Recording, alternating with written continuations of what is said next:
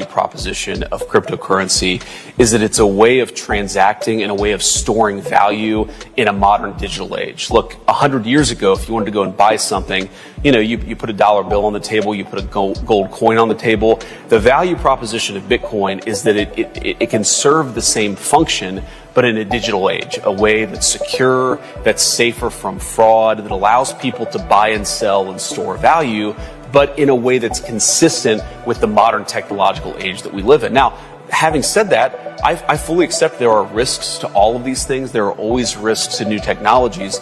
Our approach in the Trump administration is to say, let people innovate. Let people figure this stuff out on their own. If the critics of Bitcoin are right, I happen to think that they're wrong, that will eventually win out in the marketplace. If the advocates of Bitcoin are right, and I happen to agree with them, if they make their case, that's eventually going to win out in the marketplace. What you shouldn't have is a dictatorial government that tells certain industries they're not allowed to do what they need to do. You've got to let people make these decisions on their own, and that's sort of been our approach. We want common sense regulatory regimes.